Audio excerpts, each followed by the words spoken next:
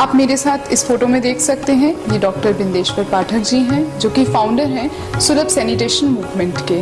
आइए आज हम आपको इंटरनेशनल सुलभ म्यूजियम में लेकर चलते हैं।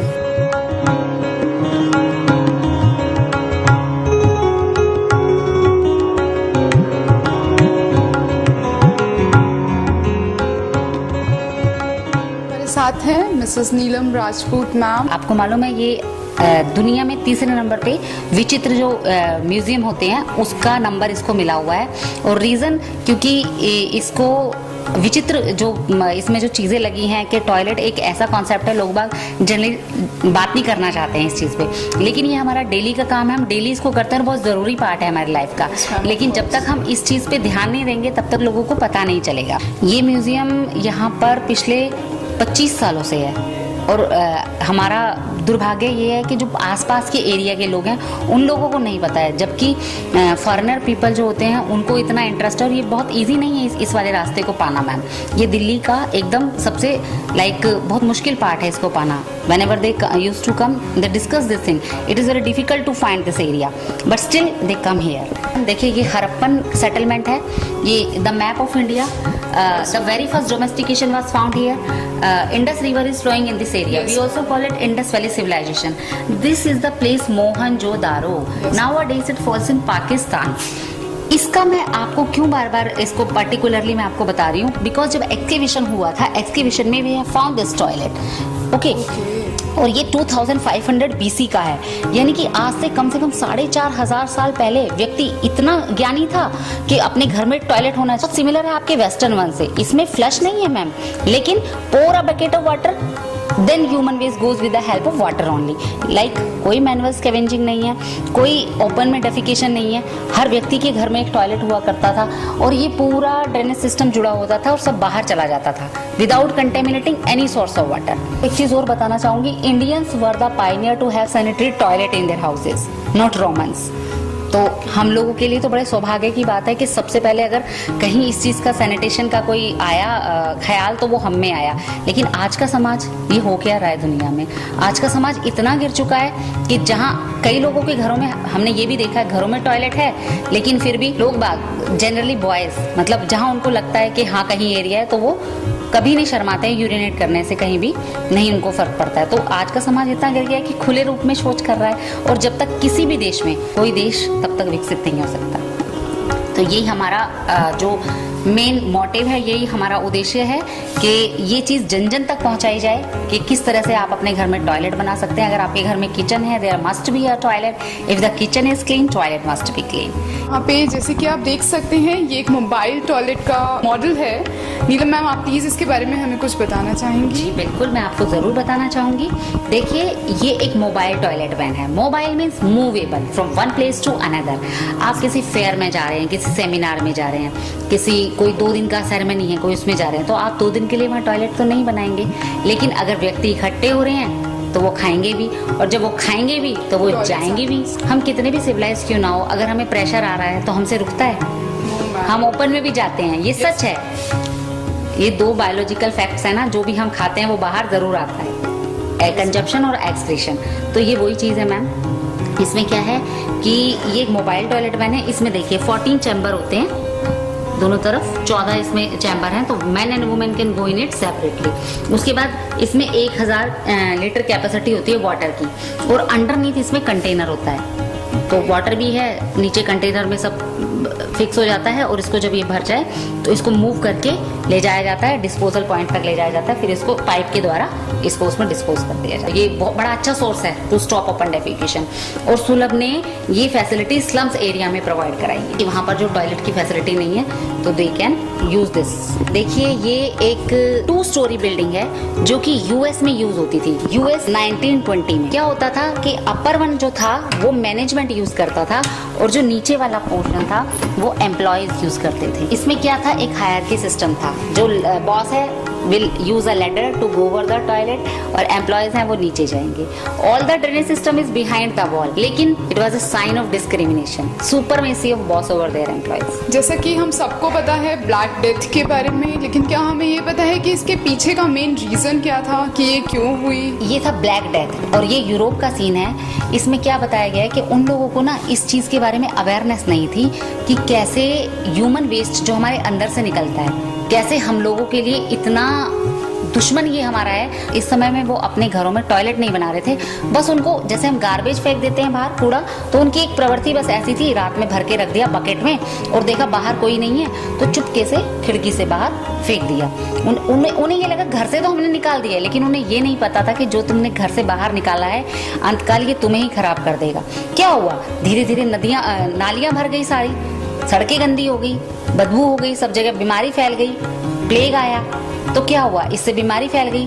और ब्लैक डेथ जो कि 1348 से लगाकर 1350 तक हुआ, और ये दुनिया का इतना गंदा एक लाइक ऐसा डिजीज था कि इसमें आधी जनसंख्या जो थी यूरोप की वो मारी गई थी. आपने पर्सियन वॉर के बारे में सुना है? पर्सियन वॉर जीत गए थे वो लोग, लेकिन वहाँ पर कोई सैनिटेशनल अरेंजमेंट नहीं था. तो जब पास ही में किया, बदबू फैली, गंदगी फैली, तो बैक्टीरिया बढ़े, तो उससे वो पर्सियन वॉर जीत गए थे, लेकिन जिंदगी से हार गए. तो यही बहुत जरूरी है कि जब जब सोसाइटी में टॉयलेट को नेग्लेक्ट किया गया है, तब तब सोसाइटी ने एपिडेमिक्स को फेस किया है. ये सच है. मैं आपको बताना चाहूंगी, ये जो आप देख रहे हैं ये एक बुक है सोनी जी. और क्या है इसमें, ये देखिए, जैसे आप वेरी क्लियरली आप यहाँ पर पढ़ सकते हैं. क्या लिखा है? मैकबेथ. देखा आपने? तो आप जानती हैं ना, मैकबेथ एक शेक्सपियर की बुक थी जो कि एक विक्टोरियन पोइट. इसके पीछे एक छोटी सी कहानी है. फ्रेंच और ब्रिटिश दोनों देख नहीं सकते थे एक दूसरे को. तो क्या लाइक इंडिया एंड पाकिस्तान, जैसे एक दूसरे का हर समय कुछ ना कुछ उनका चलता रहता है, तो फ्रेंच और ब्रिटिश का भी यही था. तो फ्रेंच ब्रिटिश इतने मतलब इजी नहीं था उनको हरा पाना. तो फ्रेंच क्या करते थे अपनी फ्रस्ट्रेशन को निकालने के लिए, वो क्या कहते थे कि जो ये ब्रिटिश हैं ये बिल्कुल असभ्य हैं, इनको कोई ज्ञान नहीं है, ये किसी उसके नहीं है. तो इनको डिफीट करने के लिए, उनको नीचा दिखाने के लिए वो क्या करते थे कि कोई भी बुक का मॉडल बनाया, उसमें एक हॉल बनाया, बीच में डिग किया, किसी भी पोएट का नाम लिख दिया, इंग्लिश पोएट का, और उसको टॉयलेट पॉट की तरह यूज करते थे, उनको नीचा दिखाने के लिए, उनकी बेइज्जती करने के लिए. ये है थ्रोन ऑफ किंग लुई 14. वो बहुत बिजी रहते थे अपने काम में, उनको बड़ा प्रॉब्लम था कॉन्स्टिपेशन का. तो उन्होंने क्या किया, मैनेज करने के लिए टाइम के, वो समय पे टाइम पे कहीं पहुंच जाए, कुछ भी प्रॉब्लम अगर उन्होंने होती थी तो उन्होंने क्या किया, इस चीज़ का एक सॉल्यूशन निकाला. और सॉल्यूशन क्या था कि he build a commode under his throne when he give audience to the people, same time he ease himself so that he can manage the time. हर जगह वो टाइम पे जा सके. तो क्या होता है, कई बार हम भी अपने टाइम को मैनेज करने के लिए क्या करते हैं, न्यूज़पेपर को लेकर जाते हैं कि नहीं जाते हैं टॉयलेट में. अब वो तो किंग थे, बहुत सारी प्रॉब्लम्स थी, बहुत सारी चीज़ें थी जो उनको सॉल्व करनी पड़ती थी. तो इसीलिए उन्होंने क्या किया कि जब वो ऑडियंस देते थे पब्लिक को, तो सेम टाइम अपने आप को यहाँ पर ईज कर लेते थे. तो सर्वेंट्स होते थे, ये फ्लश होता था, टॉवल होता था, क्लीन करने के लिए परफ्यूम होता था, सब होता था. तो इस तरीके से फ्रेंच के जो किंग थे लुई 14, वो इस चीज़ के लिए बड़े फेमस. अब मैं दिखाना चाहूँगी आपको एक मल्टीपर्पज टेबल. अब मल्टीपर्पज टेबल कैसे है ये, वो आपको इसको देखने के बाद पता चलेगा. जो ब्रिटिश किंग होते थे, जब वो हंटिंग के लिए जाते थे, तो वो अपने साथ में एक टेबल लेकर जाते थे. ये देख रहे हैं आप, एक टेबल है. तो इस टेबल का क्या यूज होता था, जब खाना खाया इस पे बैठे, जब ताश खेलने हुए, मूड खराब है, फॉरेस्ट में गए हुए, काफी देर हो गई है, इस पे ताश भी खेले, और जब कॉल ऑफ नेचर आता था तो इसको खोला और इसी पे शिट किया. तो इससे क्या होता था, वहां नीचे ऑल द ड्रेनेज सिस्टम क्या है, ये देखिए, ये सारा इसमें जाता था. नीचे ऑलवेज रिमेन है बकेट, हमेशा एक बकेट होता था, पूरा वेस्ट कलेक्ट होता था उसमें, सर्वेंट इसको कलेक्ट करता था और डिस्पोज करता था. दो चीजें थी, एक तो यूरोपियंस क्वेट नहीं कर सकते हमारे तरह, दोनों तरफ नहीं वो करते, और दूसरा था कि वो खुले में नहीं जाते थे. इस चीज का उन्हें बड़ा ज्ञान था और बड़ा डिसिप्लिन, अनुशासन उनकी लाइफ में था कि वो ओपन में नहीं जाते. हिस्ट्री ऑफ टॉयलेट में ये है Austrian bucket man, Austrian bucket women. अगर आप पुराने जमाने में ऑस्ट्रिया में जा रहे हैं और कोई फेयर है, कोई ऐसा फंक्शन है जहाँ गैदरिंग है बहुत सारी, तो आपको क्या होगा कि इस तरह का टॉयलेट देखने को नहीं मिलेगा. लाइक मोबाइल टॉयलेट वैन जो मैंने आपको पहले दिखाया, उस तरह का नहीं मिलेगा. लेकिन एक मैन और वुमेन विद ह्यूज जैकेट, बहुत बड़ी जैकेट, और एक बकेट लेके खड़े होते थे. बहुत बड़ी जैकेट किस लिए, जिससे कि उसको पहन के व्यक्ति एकदम अपने आप को ढक ले, एक बिल्कुल प्राइवेट पोर्शन उसको मिल जाता था। और बकेट फॉर डेफिकेशन, बकेट किस लिए, उसमें करने के लिए। तो जिसको जरूरत होती थी मेले में, नहीं है आसपास कोई शौचालय या टॉयलेट, किया इस पैसा दिया, उससे बकेट लिया, जैकेट लिया, उसको पहना, यूज किया और करने के बाद फिर कर दिया। ये देख रहे हैं आप, वो मुंह को दबाए हुए हैं, कितना मुश्किल है, सफरिंग हो रहा है, उनको प्रॉब्लम हो रहा है, लेकिन स्टिल अपनी ड्यूटी कर रहे हैं। ओपन डेफिकेशन में नहीं किसी को इन्वॉल्व कर रहे हैं, नहीं जाने दे रहे हैं लोगों को ओपन में। लियोनार्डो दा विंसी हैं जिन्होंने फ्लश का ड्राइंग बनाया और लेटर इसको इम्प्लीमेंट इसको किया, वो जॉन हैरिंगटन ने किया। क्वार्टियर थे क्वीन एलिजाबेथ के, लेकिन जब उन्होंने वो इन्वेंट किया कि कोई मैनुअली ना करे क्लीन किसी के शौच को, किसी के मलमूत्र को, तो उनको बोला गया कि आपने क्या रिडिकुलस काम किया है। तो काम कोई भी हो, शुरुआत में उसको कठिनाइयां झेलनी पड़ती हैं, लेकिन धीरे धीरे लोगों को पता चलता है क्या इंपॉर्टेंस थी उसकी। अखिल चंद्र सेन ने तो 2 जुलाई को 1909 में लिखा था, किसको लिखा था, डिविजनल रेलवे ऑफिस को लिखा था साहिबगंज में, जब उनकी गाड़ी छूट गई थी। अखिल चंद्र सेन जो कि बंगाल के हुआ करते हैं, एक बार अपनी जर्नी पे जा रहे थे तो अहमदपुर स्टेशन के आसपास उनको कॉल ऑफ नेचर आया। उनको इतना प्रेशर आया कि उनका बस नहीं चला, और बस से बाहर जब बात हो गई तो वो लोटा लेकर हाथ में, गाड़ी थोड़ी देर के लिए रुकी तो वो दौड़े, जो ही वो दौड़े तो जाकर बैठ गए। एकदम से गार्ड ने झंडी दिखा दी तो गाड़ी चल पड़ी। और हुआ क्या, जैसे ही वो दौड़े लेकिन गाड़ी को नहीं पकड़ पाए तो उनकी गाड़ी छूट गई। तो ये कोई आसान बात तो है नहीं, किसी की गाड़ी छूट जाए तो सारा कुछ, उनको कितनी परेशानी उसकी वजह से झेलनी पड़ी कि उन्होंने एक लेटर लिखा डिविजनल रेलवे ऑफिस में। तो जिससे क्या हुआ कि शुरुआत हुई गाड़ियों में, रेलवे में टॉयलेट्स की। ये थाईलैंड की पिक्चर है। यहाँ पर एलिफेंट्स को ट्रीट किया जाता है कि जब इनको प्रेशर आता है, ये देख रहे हैं आप, ये बना हुआ है, ये थाईलैंड में ये कमोड बना हुआ है एलिफेंट्स के लिए। जब इनको आता है तो ये जाते हैं और इस पे करते हैं। और आपको पता है एक बार में एलिफेंट 90 kg करता है। ये देखिए, ये आप देख रहे हैं, ये एक टेंट टाइप ऑफ टॉयलेट है। अगर आप किसी कैंपिंग के लिए जा रहे हैं, माउंटेनिंग पर्पज़ के लिए जा रहे हैं, तो ये बड़ा यूज़फुल है, क्योंकि बेटर के आप खुले में नहीं जा रहे हैं। ठीक है, तो देखिए इसमें क्या होता है कि ये चेयर देख रहे हैं, ये इजीली कैरिएबल है, एक जगह से दूसरे जगह पर आसानी से जा सकती। क्वालिटी ये है कि इसमें ना ये बायोडिग्रेडेबल एक बैग होता है। ये वाला जो बैग है ये अपने आप 2 महीने बाद मिट्टी बन जाता है, बायोडिग्रेडेबल मटेरियल है। इसको आप इसमें इंसर्ट कर दीजिए। आपने इसमें किया, गो डेफिकेट, इसको जिप करिए और मिट्टी खोदो और कहीं भी इसको बरी कर दो, तो it will not give any harm to the environment. तो ये कुछ समय के बाद अपने आप खाद बन जाता है। तो इस तरह की चीज़ें भी हैं जो कि बहुत ज़रूरी हैं। Second best toilet in the world, सुलभ एट ताजमहल। ये सिर्फ इंडिया में ही नहीं, इंडिया के बाहर भी सुलभ का अपना काम है। ये एक सुलभ सुविधा केंद्र है जो कि काबुल अफगानिस्तान में है, जो कि हमारी एक पड़ोसी देश है, हमारी नेबरिंग कंट्री है। यहाँ पर हमारे 5 टॉयलेट कॉम्प्लेक्स हैं और 2 बायोगैस प्लांट हैं। 2 बायोगैस प्लांट में ह्यूमन वेस्ट जो मलमूत्र है उससे कैसे इलेक्ट्रिसिटी बनाई जाती है, इसका नाम है पोर्टा पोर्टी। पोर्टा मीन्स पोर्टेबल। ये देखिए यहाँ पर आप देख रहे हैं, ये इस तरह का टॉयलेट होता है। आप अपनी वैन में, अपनी कार में कहीं भी रखकर इसको ले जा सकते हैं। ये वॉशलेट टोटो वॉशलेट है। इसमें जो भी है सब बटन के द्वारा किया जाता है। अगर आपको क्लीन करना है तो आप इस बटन को दबाइए, ड्राई करना है तो इस बटन को दबाइए। डायबिटिक चेक है, MP3 सुनना चाहते हैं, गाने सुनना चाहते हैं, सब कुछ होगा। लेकिन अगर आपको मौसम ठंडा है और आपको बैठते हुए इस पर डर लग रहा है ना ठंड के मारे, तो ये गर्म भी हो जाता है। तो in winter it get warm. तो आपको सिर्फ कनेक्ट करना है वायर में। और अगर किसी को कॉन्स्टिपेशन का प्रॉब्लम है तो ये मसाज भी करता है। तो इसमें सिर्फ क्या है कि इलेक्ट्रॉनिक टॉयलेट है, सिर्फ इसको आपको कनेक्ट करने की ज़रूरत है, तो इट विल वर्क ऑटोमेटिकली। अब मैं आपको दिखाना चाहूँगी एक ऐसा टॉयलेट जिसका नाम है इंसिनोलेट। इंसिनोलेट जैसे इसके नाम से ही जाहिर है कि ये इंसिनरेट कर देता है ह्यूमन वेस्ट को। 1 मिनट में जला के चुटकी भर राख बना देता है। एक टेबल स्पूनफुल एशेस में इसको कन्वर्ट कर देता है। कोई पॉल्यूशन नहीं, कोई डिस्पोजल का प्रॉब्लम नहीं, कोई कंस्ट्रक्शन का प्रॉब्लम नहीं, पानी की भी ज़रूरत नहीं है। क्या करता है ये, देखिए हर बार जाने से पहले आपको इसमें एक बार टिश्यू लगाना होगा। ठीक है, इसमें आप टिश्यू लगाइए, जाइए, कर दिया आपने। यहाँ पर एक पेडल है, इसको जैसे ही आप पुश करेंगे लाइक दिस, ह्यूमन वेस्ट पूरा जो है नीचे चला जाएगा। वहाँ पर एक बर्नर है, इसको बंद कर दीजिए, इसको इसको शुरू कर दीजिए। स्टार्ट जैसे ही आप दबाएंगे तो 2 मिनट के अंदर वो जल के राख हो जाएगा। टिशू भी कोई गंदगी नहीं फैलेगी, कोई बदबू नहीं होगी, कोई स्मेल नहीं होगी। भर जाए तो इसको यहाँ से खोलिए और जो एशेज़ है ना वो प्योर आपका काम करेगी फर्टिलाइज़र के लिए। और सबमरीन जो होती हैं, सबमरीन में क्या होता है, आप अगर टॉयलेट यूज़ कर रहे हैं आप वहाँ पर फ्लश नहीं कर सकते हैं बिकॉज ये पानी में जाएगा और सी क्रिएचर्स को हार्म पहुँचाएगा। लेकिन अगर ये वाला टॉयलेट आप सबमरीन में यूज़ कर रहे हैं तो ashes can be thrown in the ocean, it will not give any harm to the sea creature, तो इट इज़ वेरी यूजफुल।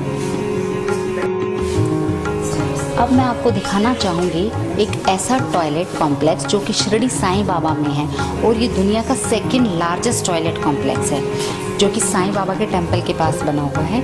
इसमें 120 WC हैं, 108 बाथरूम्स हैं, 5000 लॉकर्स हैं और आप मानोगे डेली 30,000 पीपल इसको यूज़ करते हैं। रीज़न क्योंकि साईं टेंपल है, एक number of people like pilgrims वहाँ पर जाते हैं, तो उनकी फैसिलिटी के लिए इस टॉयलेट को वहाँ पर बनाया गया है।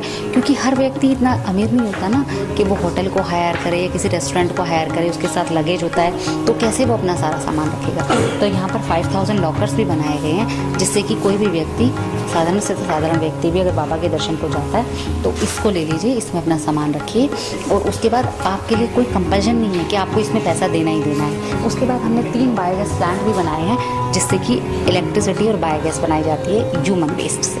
कुछ सालों पहले की बात है, एक सर्वे हुआ था तो पूछा गया था कि which is the thing which changed the life, which changed the human civilization. There was nothing on the top, no aeroplane, no TV, no mobile phone, no any kind of invention, but the toilet was on the top. तो ये बहुत ज़रूरी है कि अगर किसी भी समाज को सभ्य होना है, किसी देश को विकसित होना है तो आपके घरों में टॉयलेट ज़रूर होना चाहिए। तभी मोदी जी ने लाल किले से स्पीच दी थी और उन्होंने अपनी ज़िंदगी के पहले साल में ही कहा था कि टॉयलेट्स फर्स्ट टेम्पल्स लेटर। अब मैं आपको दिखाना चाहूँगी ये इन्वेंशन, ये टेक्नोलॉजी जो डॉक्टर बिंदेश्वर पाठक ने अब से 40 साल पहले शुरू की थी। अब देखिए ये एक इन्वेंशन है, इसको बोलते हैं 2-pit पोर फ्लश कंपोस्ट टॉयलेट, जिसमें कि 2 गड्ढे होते हैं और हनी कॉम्ब का स्ट्रक्चर बनाया जाता है। आपने ये हमारा सुपर स्ट्रक्चर है, ये फ्लश नहीं है। इसमें अगर आप अंदर जाकर देखेंगे तो इसमें सिर्फ एक बकेट मिलेगा, एक मग मिलेगा। पहले मग को आपने डाला तो ह्यूमन वेस्ट चला जाएगा। मैं आपको दिखाती हूँ कि जब भी कोई व्यक्ति फ्लश के लिए जाता है तो कम से कम 4 और 5 लीटर तक उसमें पानी चाहिए होता है। तो इससे सेम टाइम हम ड्रिंकिंग वाटर को कंजर्व भी कर सकते हैं। वो कैसे, जैसे ही आपने इसमें इसका जो ये देख रहे हैं आप, छोड़ दीजिए, ये वाला जो पैन है ये बहुत स्लॉपिंग है, रखिए। इसमें क्या होता है कि इसमें ह्यूमन वेस्ट इजीली निकल जाता है। पहला आपने डाला तो पहले लीटर में नीचे चला गया और जो आप दूसरा लीटर डालेंगे उसमें वेस्ट चला जाएगा और सिर्फ क्लीन वाटर यहाँ पर रह जाएगा। तो ये जो क्लीन वाटर आप देख रहे हैं, इसकी खूबी ये है कि ये यहाँ पर मल को वापस नहीं आने देता है क्योंकि ये यहाँ से निकल चुका है, ये जो होता है इसके अंदर सिस्टम। और उसके अलावा मान के चलो कहीं पर -डिग्री का भी जो टेम्परेचर होता है तो वहाँ पर समटाइम फ्रीज हो जाया करता है, लेकिन ये इसको नहीं होने देता है। रीज़न क्योंकि जो गैसेस होती हैं ह्यूमन वेस्ट में वो इसको मेल्ट रखती हैं। ओके, उसके बाद आते हैं हम अपने मुद्दे पे कि ये क्या है। ये हमने 2 गड्ढों का बनाया है। तो पहले गड्ढे को आप ऐसा वाई शेप का एक मॉडल बनाएंगे और एक जो रास्ता है उसको बंद कर देंगे, एक गड्ढे को बंद रखेंगे, अभी नहीं चलाना है उसको। तो ह्यूमन वेस्ट जितना भी है मलमूत्र इसमें आकर गिरेगा। जब इसमें आएगा तो अगर आपके घर में 5 यूज़र्स हैं, इधर देखिए, अगर आपके घर में 5 यूज़र्स हैं तो ये 2 साल लेगा भरने में, ठीक है। तो जब इसको 2 साल भरने में लगेगा तो अब आप इसको बंद कर दीजिए। जैसे ही आप इसको ढक देंगे कोई स्मेल नहीं आएगा और इसको यहाँ से ब्लॉक कर दीजिए जिससे कि वेस्ट इसमें अब दोबारा ना जाए। फिर आप इसको स्टार्ट करिए और इस वाले में गंदगी को खोल दीजिए। तो अगर आपके घर में 5 यूज़र्स हैं, अगेन ये 2 साल लेगा भरने में। उतने 2 सालों में ये जो हनी कॉम्ब का स्ट्रक्चर है इससे क्या होगा, जितनी भी गैसेस हैं, जितना भी लिक्विड है सब एब्जॉर्ब हो जाएगा। और फिर इसमें क्या होगा, जब आप इसको खोलेंगे तो आपको ऐसा स्लज मिलेगा। ये बिल्कुल मिट्टी बन चुका है और ये बहुत अच्छा फर्टिलाइज़र है। ये बिल्कुल स्मेललेस है, बैक्टीरिया फ्री है और ये बहुत अच्छा है। यूरिया की तरह ये आपका बहुत अच्छा काम करेगा, तो खाद बन जाता है। तो सेम टाइम एक व्यक्ति अपने टॉयलेट को बना के इसका फ़ायदा उठा सकता है और ओपन में ना जाके अपने देश के विकास में सहायता प्रदान कर सकता है। अब बात आती है एक सामाजिक व्यवस्था की। सबसे पहले एक बात जो सबसे ज़्यादा ज़रूरी है, वो ज़रूरी है कि अपना जो माइंड सेट है, जो हमारे दिमाग की सोच है, हमें उसको बदलना पड़ेगा। जब भी हम शौचालय की बात करते हैं तो हमारी नाक चढ़ जाया करती है और माथे में बल पड़ जाया करते हैं। हमें इस सोच को बदलना होगा। इस चीज़ के बारे में ढंग से सोचना होगा कि आखिर शौचालय हमारे लिए क्या मायने रखता है। आपको मैं दिखाना चाहूँगी कि ये एक डिज़ाइनर डोर है और ये डिज़ाइनर डोर किसी ऑर्नामेंट से, किसी ज्वेलरी से और किसी बहुत अच्छे मटेरियल से नहीं बना है। ये किससे बना है? ये बना है सिर्फ मल मूत्र से, जो कि मानव मल है और कुछ नहीं है उसके अलावा। इसमें सिर्फ ये आयरन पिलर का सपोर्ट दिया गया है। एक स्कल्पचरर और एक स्कल्पचरेस आए थे मैक्सिको से, जिनके पास एक प्रोजेक्ट था कि क्या वो बना सकते हैं by the use of human waste. तो उन्होंने अपने दिमाग से ये एक ह्यूमन वेस्ट बनाया 2005-06 में, और इस तरह का और भी प्रोजेक्ट लंदन के म्यूजियम में लगे हुए हैं। क्या शौचालय इतना आसान है किसी व्यक्ति के लिए पाना? जी हाँ, बिल्कुल है। और ये चीज़ आधारित होती है कि कोई भी व्यक्ति अपने घर में टॉयलेट बना सकता है और जिस एरिया में वो रहता है, जो भी वहाँ का लोकल मटेरियल अवेलेबल है, वो सिर्फ उसी को यूज़ करके इस टॉयलेट को बना सकता है, बहुत कम कीमत में बना सकता है। बात फिर वही आती है एक सुपर स्ट्रक्चर की और एक सब स्ट्रक्चर की। ये सब स्ट्रक्चर है, जैसा मैंने अभी आपको पहले दिखाया कि वो हनी कॉम्ब के उससे आप प्लेन्स में बना सकते हैं। और ये वाला जो आप देख रहे हैं, ये एक ऐसा मॉडल है, ये एक ऐसा स्ट्रक्चर है जो हिली एरियाज़ में काम आता है, जहाँ आपको स्टोन्स मिलेंगे। तो stones are never equal in the shape and size, तो ऑटोमेटिकली द हॉल्स अराइज। जो पत्थर होता है वो कभी भी एक शेप का और एक साइज़ का नहीं होता है। तो जब आप इसको बिल्ड करेंगे टॉयलेट को या फिर स्ट्रक्चर को बनाएंगे, तो ऑटोमेटिकली इसमें हॉल अपने आप बन जाया करता है। और जो भी आपके पास लोकल मटेरियल अवेलेबल है, जिस एरिया में आप रहते हैं, तो आप आसानी से उस टॉयलेट को बना सकते हैं। ये वुडन लॉग्स हैं और इनकी लाइफ अगर लंबी हो तो हमने इसके ऊपर पेंट किया होगा। तो आप इस तरह का फॉरेस्ट एरिया में इस तरह का मॉडल बना सकते हैं, स्ट्रक्चर बना सकते हैं और एक टॉयलेट अपने घर में आराम से बना सकते हैं। और फिर इसकी वैल्यू वही है, इसका 2 साल आपको लगेगा। अगर 5 यूज़र्स हैं तो फिर एक को बंद करिए, दूसरे को चालू करिए। वही स्ट्रक्चर रखना है आपको, वाई शेप वाला, और वो आपका सुपर स्ट्रक्चर है। इसके ऊपर दीवार बना दीजिए और आपका टॉयलेट तैयार है।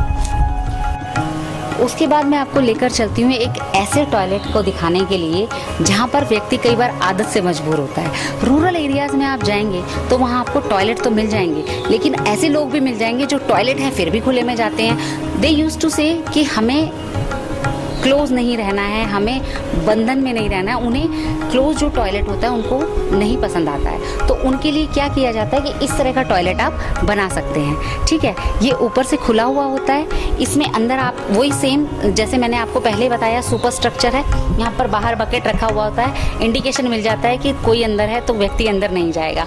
तो बूढ़े लोग जो होते हैं, जो खुले में जाना पसंद करते हैं, तो उनके लिए ये ऊपर से आप इसको खुला छोड़ सकते हैं और इस तरह का टॉयलेट बना सकते हैं, जिससे कि उनको भी शांति रहे और देश में भी शांति रहे और वो खुले में ना जाए।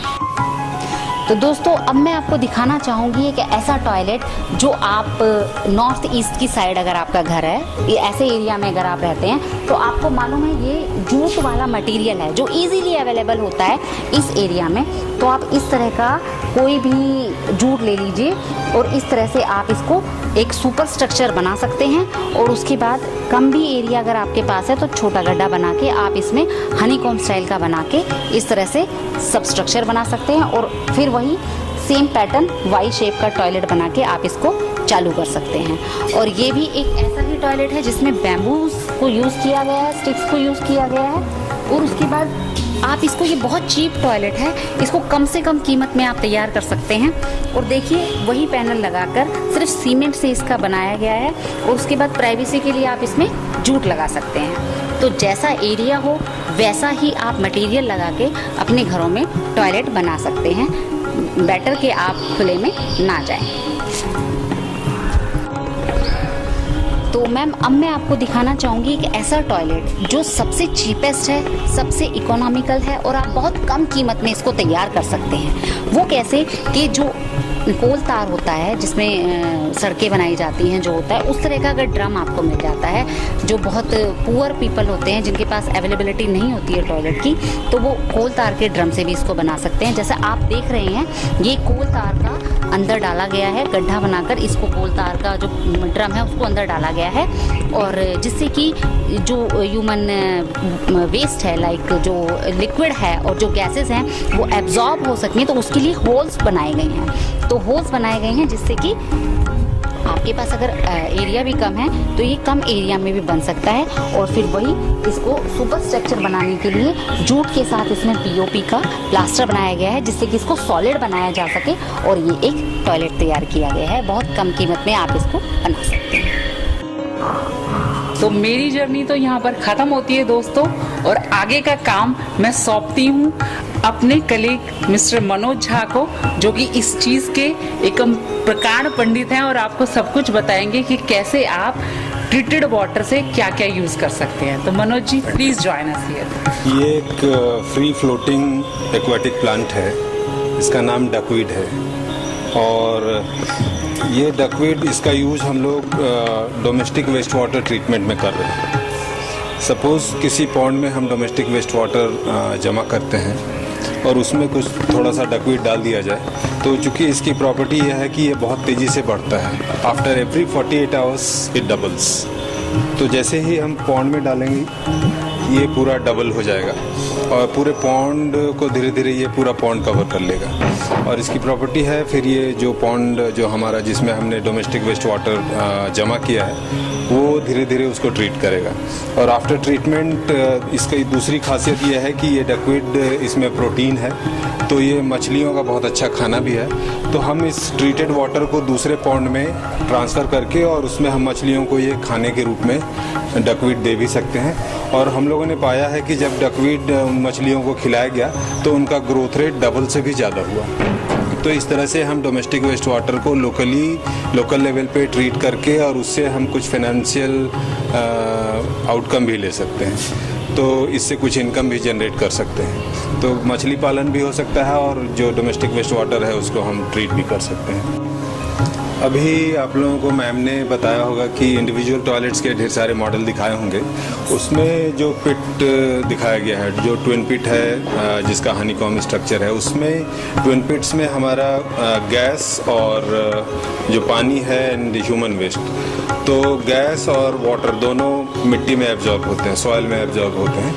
लेकिन चूँकि सुलभ इंटरनेशनल कम्युनिटी टॉयलेट्स भी ऑपरेट कर रहा है पूरे हिंदुस्तान में, तो हमारा जो कम्युनिटी टॉयलेट्स है उसमें यूज़र हमारे बहुत सारे होते हैं। जैसे 1000 यूज़र एक कम्युनिटी टॉयलेट में होता है, कहीं 2000 यूज़र हैं, कहीं 500 यूज़र हैं। तो उस तरह से ज़्यादा यूज़र होने से हमें पिट्स जो पिट्स हैं, ट्विन पिट्स जो इंडिविजुअल टॉयलेट्स के लिए बताए गए हैं, वो सफिशिएंट होते नहीं हैं। तो हम जहाँ भी हमारा कम्युनिटी टॉयलेट होता है वहाँ पे हम चूँकि यूज़र ज़्यादा हैं, वहाँ ज़्यादा गैस भी जनरेट होगी और ज़्यादा लोग यूज़र हैं, तो हम वहाँ एक बायोगैस का प्लांट लगाते हैं जो कि अंडरग्राउंड होता है। और उस बायोगैस प्लांट से हम वहाँ जो बायोगैस मीथेन गैस जो जनरेट होती है उसको हम कलेक्ट करते हैं और उस बायोगैस को हम यूज़ करते हैं। तो अभी मैं यहाँ मॉडल आप लोगों को इसलिए समझा रहा हूँ क्योंकि जब मैं बायोगैस प्लांट पे हम लोग चलेंगे तो वहाँ आप बायोगैस प्लांट देख नहीं पाएंगे क्योंकि सारी चीज़ें अंडरग्राउंड होंगी। तो ये बायोगैस प्लांट का मॉडल है। इसमें this is inlet chamber of the biogas plant. Suppose ये बिल्डिंग कम्युनिटी टॉयलेट है एंड कम्युनिटी टॉयलेट से पाइपलाइन से ये जुड़ा हुआ है।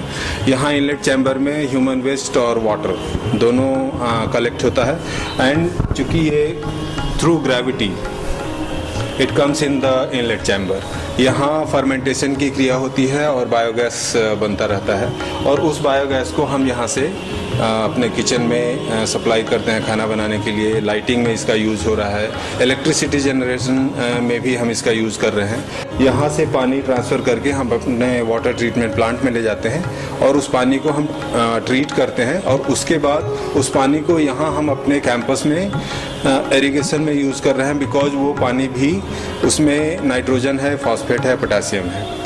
ये बिल्डिंग जो हमारी है ये कम्युनिटी टॉयलेट है। इसको करीब 1000 लोग रोज़ यूज़ कर रहे हैं और ये हमारे बायोगैस प्लांट से कनेक्टेड है। ये पाइपलाइन से ये जो इनलेट चैम्बर दिख रहा है यहाँ पे ह्यूमन वेस्ट और वाटर जो भी हम यूज़ करते हैं वो चला आता है। और इस इनलेट चैम्बर के बाद ये जो पूल लगा हुआ ये एरिया देख रहे हैं आप, यहाँ पे underground RCC structure 20 feet deep बना हुआ है, दैट इज़ डाइजेस्टर। तो इनलेट चैम्बर से ह्यूमन वेस्ट और पानी जो भी हम यूज़ करते हैं वो डाइजेस्टर में चला आता है और यहाँ पे फर्मेंटेशन की क्रिया होती है। और चूँकि इसमें मिथेनोजेनिक बैक्टीरिया है इसलिए मीथेन गैस यहाँ पे प्रोड्यूस होती है ह्यूमन वेस्ट से, और वो मीथेन गैस इसका एक आउटलेट है पाइपलाइन से उस गैस होल्डर में हम जमा कर पा रहे हैं। और वो गैस होल्डर में जितनी गैस जमा होती है वो गैस होल्डर की ऊंचाई उतनी ज़्यादा उठती जाती है और गैस होल्डर से फिर हम उस गैस को अपने किचन में, लाइटिंग सिस्टम में, अपने जनरेटर में उसको सप्लाई देते हैं और उसका लाइटिंग में और खाना बनाने में और इलेक्ट्रिसिटी जनरेशन में हम उसका यूज़ कर रहे हैं। और उसके बाद हमारा जो ये आउटलेट चैम्बर है बायोगैस प्लांट का, तो इसका जो भी पानी हम यूज़ कर रहे हैं वो फाइनली आउटलेट चैम्बर में पहुंचता है। आउटलेट चैम्बर में पानी की जो क्वालिटी होती है वो इस तरह की नहीं होती है कि हम उसको किसी वाटर बॉडी में डायरेक्टली छोड़ पाएँ, क्योंकि वो वहाँ अगर हम किसी वाटर बॉडी में उसको डालेंगे तो वो उसको पोल्यूट करेगा।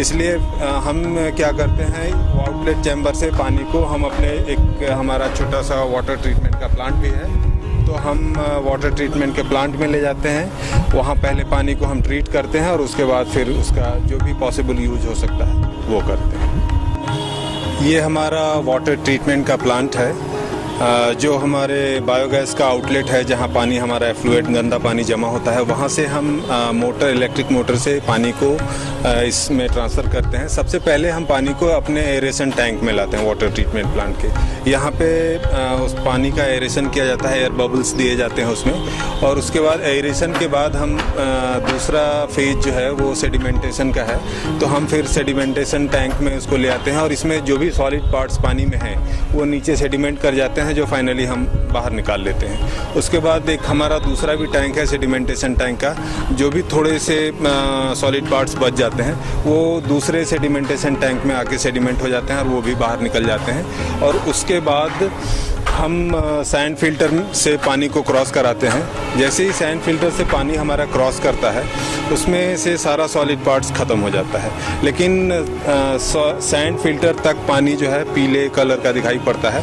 और उसके बाद सैंड फिल्टर से क्रॉस कराने के बाद हम फिर कार्बन फिल्टर में पानी को क्रॉस कराते हैं, और जैसे ही कार्बन फिल्टर से पानी क्रॉस करता है उसका कलर बिल्कुल साफ़ हो जाता है, लेकिन वहाँ तक पानी में बैक्टीरिया होता है। और उसके बाद फाइनली हम पानी को यूवी चैम्बर से क्रॉस कराते हैं। इसमें अल्ट्रावायलेट रेज की ट्यूब्स लगी हुई हैं और उसके एक्सपोजर के चलते जो इसमें बैक्टीरिया प्रेजेंट होता है वो सब डेड हो जाते हैं, ख़त्म हो जाते हैं। और उसके बाद जो फाइनली पानी आता है वो इस तरह का होता है। तो ये देख सकते हैं पानी बिल्कुल साफ़ गिर रहा है, लेकिन इसका BOD लेवल इतना नहीं होता है, 10 के करीब है। तो इसको पीने के यूज में ना उपयोग करके बाकी सारे काम में इसका उपयोग हम लोग कर सकते हैं। और ये देखने में बिल्कुल साफ़ नज़र आता है और BOD लेवल इसका 10 के करीब है। तो पीना छोड़ के इसको अगर किसी वाटर बॉडी में हम डायरेक्टली छोड़ें तो वहाँ पोल्यूशन नहीं करेगा ये। और दूसरी बड़ी बात ये कि इसमें नाइट्रोजन है, फॉस्फेट है और पोटासियम है इसमें थोड़ी मात्रा में, तो ये पौधे के लिए बहुत ही अच्छा है। तो हम इसका इरिगेशन में यूज़ कर सकते हैं और इस अपने लॉन में हम इरिगेशन में इसका यूज़ भी कर सकते हैं। दूसरा इसका यूज़ ये हो सकता है कि इस पानी को हम दोबारा से अपने कम्युनिटी टॉयलेट के टैंक में सप्लाई कर दें, ताकि ये दोबारा फ्लशिंग में और फ्लोर क्लीनिंग में इसका यूज़ किया जा सकता है। और इस तरह से हम जो पीने का पानी यूज़ करते हैं टॉयलेट में, उसके बदले हम इस पानी का यूज़ करें और पीने का पानी हम कुछ बचा सकते हैं। तो इस तरह से इसका यूज हो जाता है।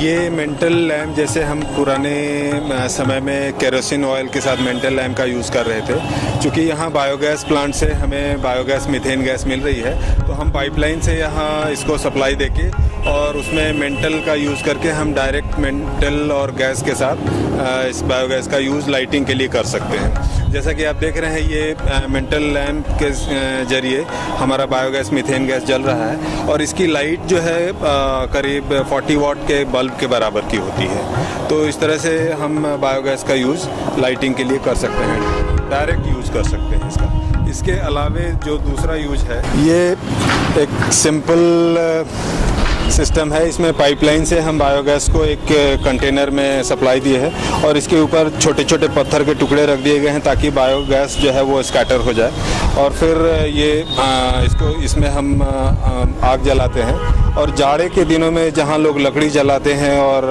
वार्मिंग के लिए, तो उस लकड़ी को ना जला के हम यहाँ बायोगैस को जला के और इस तरह से बॉडी वार्मिंग एंड पानी गर्म करने का काम, इस तरह का काम हम कर सकते हैं और उस बायोगैस का ये अच्छा यूज है।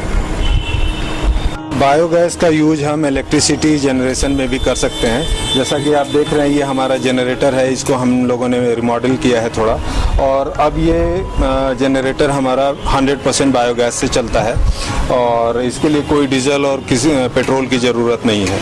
और बायोगैस से हम इलेक्ट्रिसिटी जनरेट करके उसका यूज़ लाइटिंग में या किसी और भी यूज़ में कर सकते हैं। तो इस तरह से बायोगैस का यूज यहाँ पे हम लाइटिंग में कर रहे हैं इलेक्ट्रिसिटी जनरेशन से। और यहाँ जो मीटर दिख रहा है, ये मीटर ये शो करता है कि ये हमारा जनरेटर कितना बायोगैस कंज्यूम कर रहा है रिसीव करने में।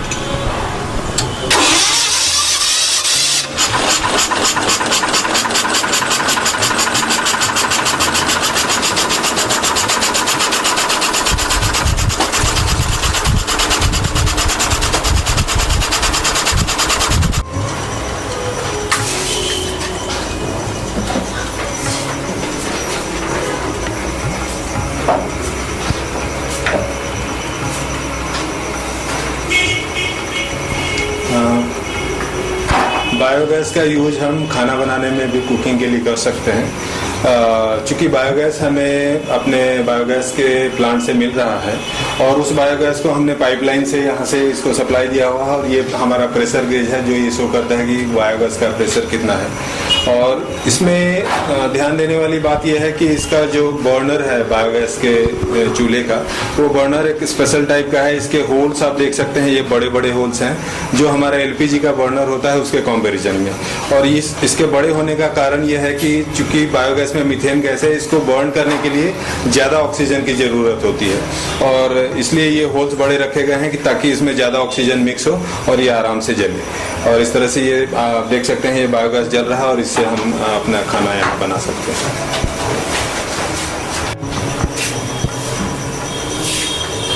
Toilet is what? पहले आप जंगल में जाते थे, बारिश होती थी, आंधी आती थी, जंगली जानवर आते थे, बदमाश आदमी भी आ जाते थे, तो आपने क्या कहा? हम अब बाहर नहीं जाएंगे, हम अंदर रहेंगे। ठीक है, अंदर आ गए तो कहाँ पर करेंगे? ये तो कोई बुक है नहीं है, गेट पर रख दो। टॉयलेट कहाँ पर रखोगे? आपको प्रेशर आ गया, आप रेलगाड़ी में हैं और रेलगाड़ी में इतनी भीड़ है कि टॉयलेट में ही 10 आदमी हैं, आप क्या करेंगे? या आप ऐसे जगह गए, टॉयलेट में गए, वहाँ पर पानी नहीं है, आप क्या करेंगे? कंफर्ट कहाँ गया? तो ये पॉकेट, इसको हम बोलते हैं पॉकेट टॉयलेट। निकालो और उसको उसमें करो। और दो चीज़ें हैं, आपने अगर यूज किया कि तो आपको जानना चाहिए कि उसको आप छू कर देखेंगे, the bottom of the pouch some material is there, वो है यूरिया। यूरिया का क्वालिटी क्या है कि ये बैक्टीरिया को डेवलप नहीं होने देगा। दूसरी बात, सपोज कीजिए आपका घर एक गली में है, चांदनी चौक में आप गए होंगे, इतनी गली है, शाम को बच्चे लोग बोतल लेकर के नाला पर बैठते हैं। एडल्ट तो नहीं बैठेंगे, लेकिन उनको भी प्रेशर आ गया। उसमें करो और उसको रबर से बांध करके एक कोना में रख दो, बैक्टीरिया को नहीं बढ़ने देगा यूरिया। बदबू नहीं आएगी, और शाम को फिर उसको किसी सेफ जगह पर फेंक दो। तो इसीलिए mobile toilet, pocket toilet, hanging toilet, they are still necessary because they give you comfort. Sir, जैसे कि आजकल हम देख पा रहे हैं कि बहुत सारे टॉयलेट्स अवेलेबल हैं इंडिया के अंदर, लेकिन फिर भी कई बार या नहीं हम लोगों की कंडीशंस होती है कि हम टॉयलेट्स को यूज़ करें, तो उस केस में कुछ हो सकता है क्या? हाँ, क्यों नहीं हो सकता है। सपोज एक इस तरह का एक कोई कंटेनर हो जो पोर्टेबल हो, जो लोग साथ में कैरी कर पाएँ, इस तरह का अगर कुछ हो, और लोगों को जब भी इमरजेंसी फील हो तो वो उस कंटेनर का यूज़ कर सकते हैं।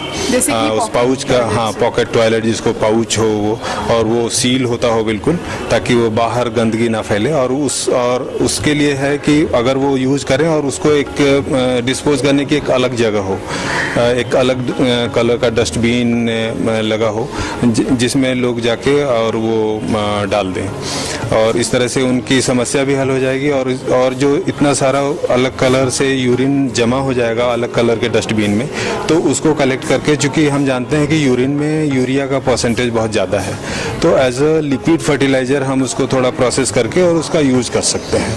तो that will be a very good liquid fertiliser, और वो पौधे के लिए बहुत ही अच्छा होगा, और लोगों की समस्या भी सॉल्व हो जाएगी, और कुछ यूजफुल चीज़ हमें उससे मिलेगा भी। और सबसे बड़ी बात है कि गंदगी ना भी फैले और कुछ हमें उससे फ़ायदा भी हो जाए, तो ये सारी बातें हो जाएंगी। तो ये बहुत ही अच्छा आइडिया होगा अगर कोई एक यूरिन के लिए एक पाउच आएगा जो सील होने लायक हो, और लोग उसको कैरी करें और इसका यूज़ करें। जैसे डायबिटीज़ पेशेंट हो गए तो उनके लिए कितना यूज़फुल? हाँ, चूँकि उनको तो उनके साथ तो ऐसा है कि डायबिटिक पेशेंट को कभी भी इमरजेंसी यूरिनेशन के लिए हो जाती है, तो उनके लिए तो ये बहुत ही अच्छा है कि वो अपने साथ बैग में कैरी करते रहें, और जब भी उनको फील हो तो वो अपना यूरिन उसमें जमा करके, और उसको फिर एक अलग तरह का जो डस्टबिन जगह जगह वहाँ पे व्यवस्था हो यूरिन वाली डस्टबिन, उसमें जाके वो रखाएं उसको।